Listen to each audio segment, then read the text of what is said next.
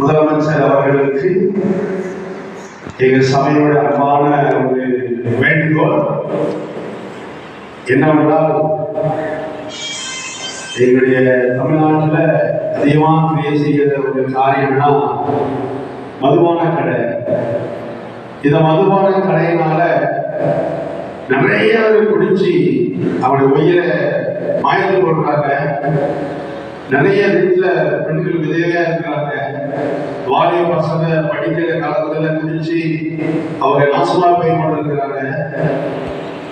பிரபலம் கஞ்சா அந்த காரியம் உலகத்துல அதிகமா நடமாடுகிறது.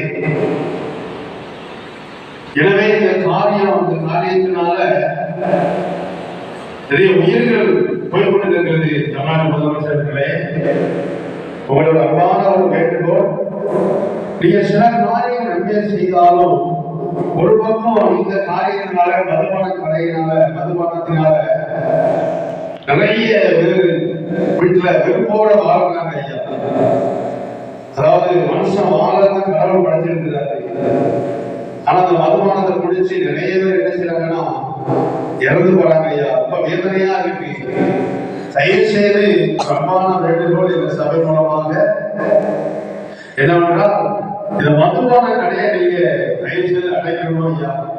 வேற எதுவுமே நாங்க உங்கள்கிட்ட கேட்கல. மதுபான கடையை அடைங்க தயவு செய்து. உயிர்கள் பெயர் கொண்டிருக்கிறது, செஞ்சா கடை நடமாடுகிறது. அதை தடுத்து நிறுத்துங்க. உங்களால் முடியும். நீங்க ஒரு தமிழக முதலமைச்சர், ஒரு அதிகாரத்தோட அதிகாரம் படைச்ச ஒரு மனுஷர். நீங்க யாருக்கிட்டே பங்கு செய்ய வேண்டிய அவசியம் அல்ல. உங்களால முடியும், நீங்க செய்யணும். உங்களால முடியும். அரசாங்கம் நடத்த பணம் இல்லை, அதனாலதான் மதுபான கடை நடத்தி வச்சு நாங்க பண்றது. தயவு செய்து நீங்க சொல்லாதீங்க. வேற காரியத்தின் மூலமாக நல்ல வகையில பணம் அதன் மூலமாக நீங்க அந்த அரசாங்கம் நடத்த முடியும். நாங்க சபையில, அதாவது இந்த அரசாங்கம் வந்தா கிறிஸ்துவ எங்களுக்கு சமணத்தில் எங்களுக்கு சாதமா இருக்கும் அப்படின்னு சொல்லி நாங்க நினைக்கல. எங்களுக்கு தேவை ஒண்ணுதான், எங்க நாட்டில் நல்லது நடக்கணும். அது இந்த மதமான கடை இருக்கக்கூடாது. முதலமைச்சர்களே, தயவு செய்து இந்த அன்பான வேண்டுகோளை நீங்க ஏற்றுக்கொள்ளுங்க. நாங்க உங்களை நாங்க செடிக்கணும். இந்த அரசாங்கம் நல்லா வரணும். வேற வழியில நல்ல வழியில பணம் அரசாங்கத்தை நடத்தி சொல்லி உங்களுக்காக நாங்க கொண்டாடுகிறோம், சோப்படுகிறோம். தயவு செய்து இந்த மதுவான கடையை நீங்க தயவு செய்து அடைக்கணும் விரும்புகிறோம். நாங்க தயவு செய்து நீங்க செய்திய நம்பிக்கையில நாங்க இந்த சபையில இருந்து நான் சற்று மாஸ்டரா இருக்கிறேன். சபை மக்களோட நாங்க எல்லாம் ஒன்றா சேர்ந்து இந்த பதிவை நாங்க எடுத்து அனுப்புகிறோம்.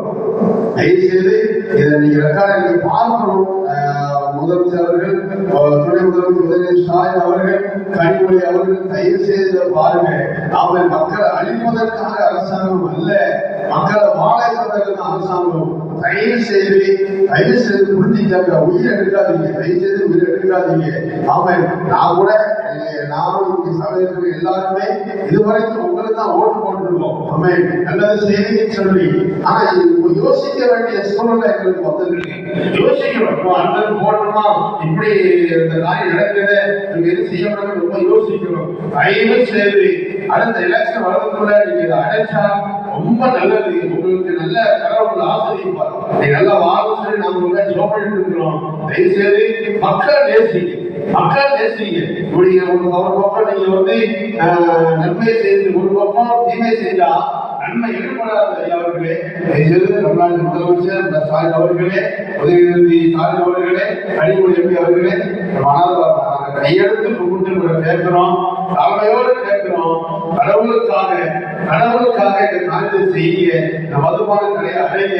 கஞ்சிக்கெல்லாம் கஞ்சா நடமாடுதோ அதையெல்லாம் நிப்பாட்டுவதற்கு சட்டத்தை பிறப்பிக்க தயவு செய்து.